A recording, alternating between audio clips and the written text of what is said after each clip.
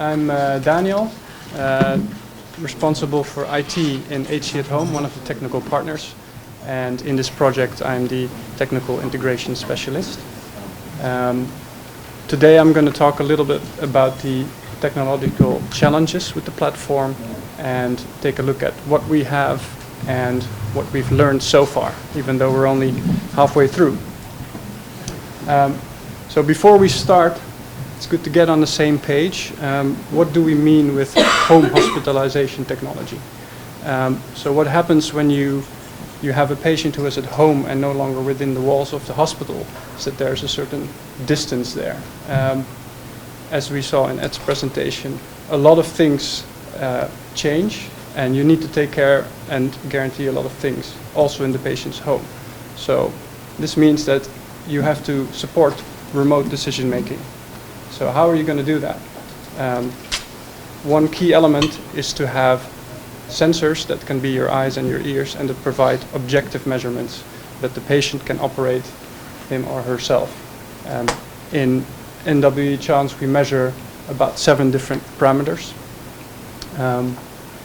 And looking at this distance, you get a system in between the patient and the caregiver. So the system in between has to provide some kind of interaction, even if it's just transferring data, but ideally you also want a human connection, for example, with video calling. So key element again. Another thing is that you get new kinds of workflows. You're not making rounds anymore, visiting patients at their bed. Data might be flowing in the whole day. Some of the sensors actually measure 24/7 for days. So you need a way to kind of organize, prioritize this data in order to not become overwhelmed and to still remain efficient in your workflow. On the other hand, as a patient, suddenly you're in your own home, but that also means you're kind of further away from the doctor. Can you be reassured in a way? Does the system give you the feedback to show you that you're doing well, that you're doing what you're supposed to be doing? And below it all, there are many systems, communication, interfacing that make it all work. They have to be monitored, and in particular, there are different players now. You have maybe a long-distance telecommunications provider. You have a vendor that provides the sensor. So these all have to work together. So this is within the context of NWE-Chance, the technology that we're talking about. So a visual representation of that. On the left we have the sensors that we use. Weight scale, blood pressure monitor, pulse oximeter, and the chest patch that measures things about the heart, respiration, and movement. There's systems that help the users interact. A smartphone, and at the hospital we have the regular interface, the monitors and the systems that care professionals already use. And there's invisible devices in between.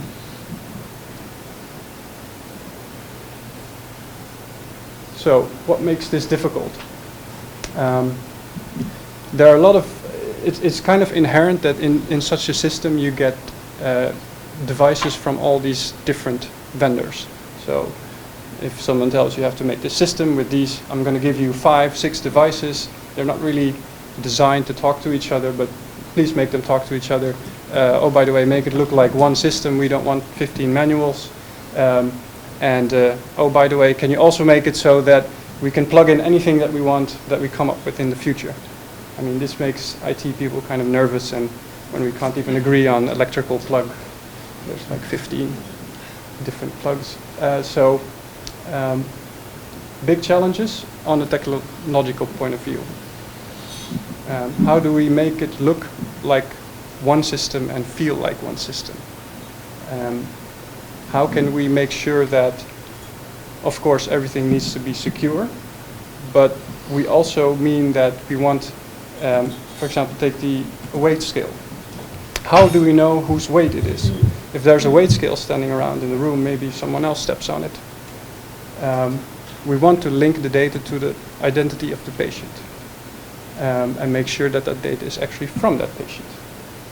And, well, ideally, we want to be able to make it very easy to plug in new devices, even though it's quite a challenge to make it like that.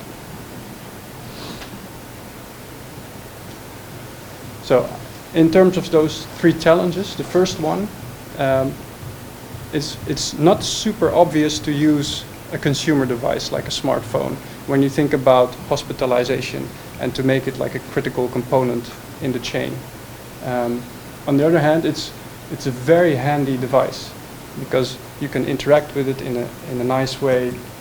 It has all these communication options for linking devices together, and people carry it with them.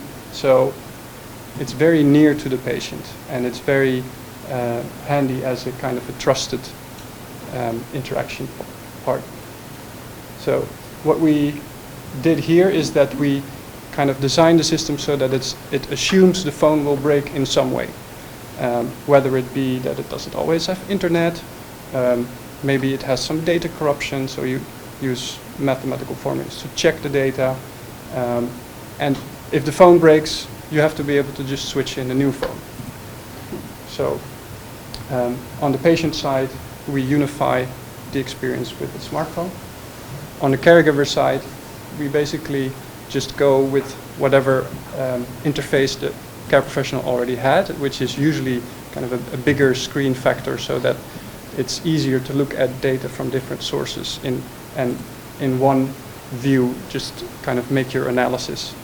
An added bonus with the platform is that we set it up so that the view that the care professional has, it's now a separate portal so that we can develop with a lot of speed and we're not dependent on hospital IT. But the interface we have is kind of embeddable. We've tested this already with a health system that you can project the interface within the hospital information system. So this is a promise that it will be able to be integrated into the hospital workflow. So that's the user interface. How do we kind of connect the devices into one system? We discovered kind of two main ways of doing that.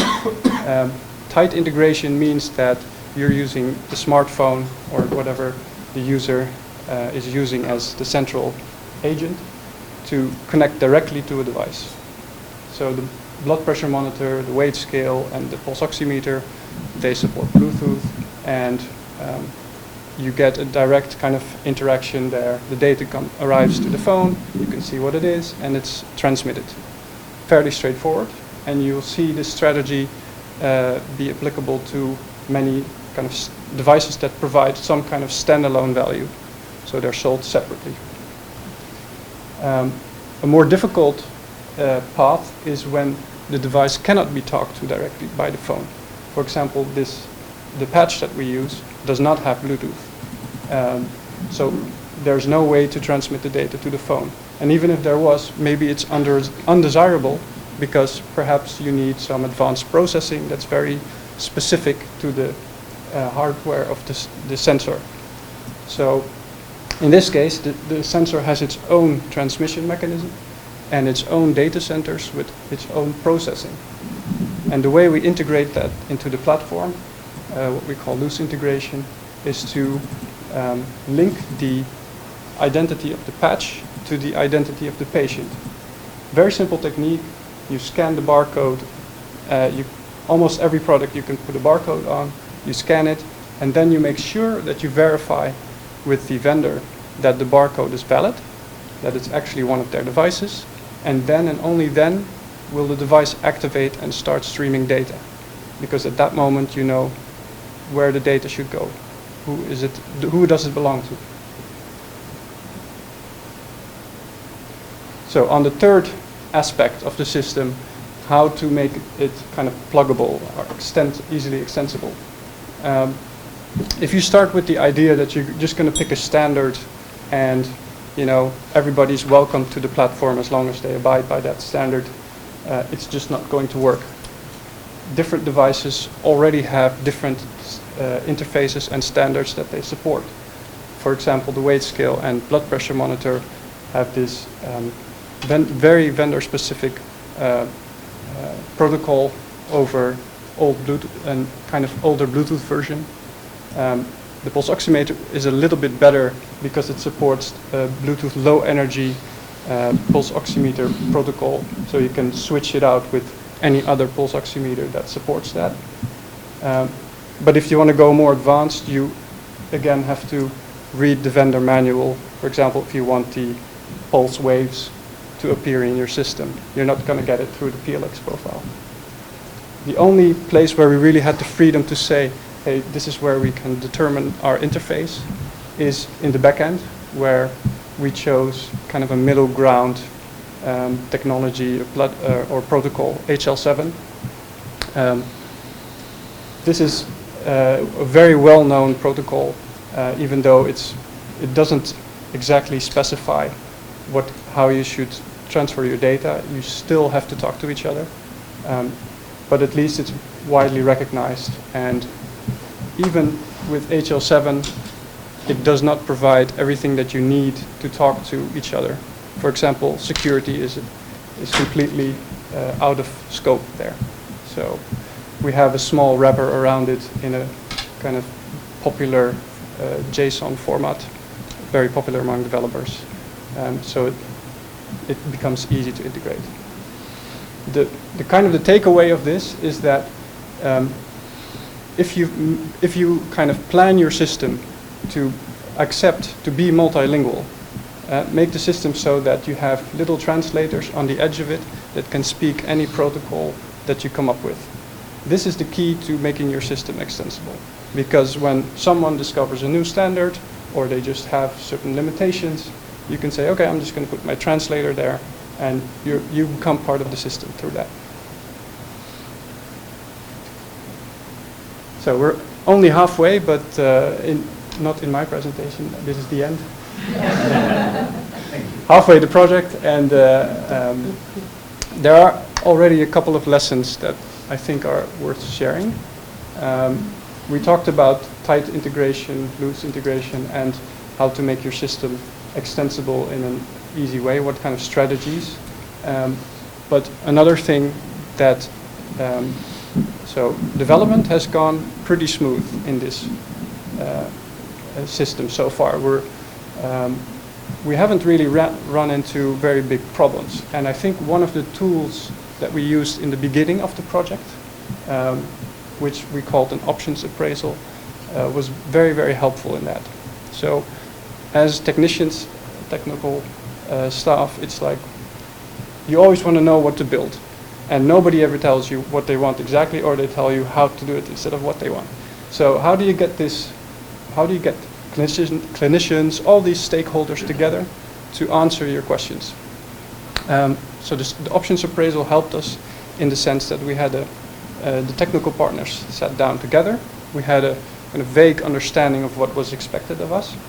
We made a story of what the system could look like, giving options here and there where we weren't sure what to pick.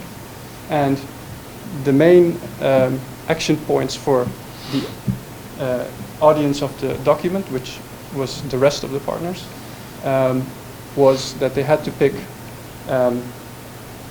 either they were informed of which choices there were, and if we picked choices already, then they would just be informed and be able to say like, hey, are you sure you want to do that? Because I have something you didn't think about yet.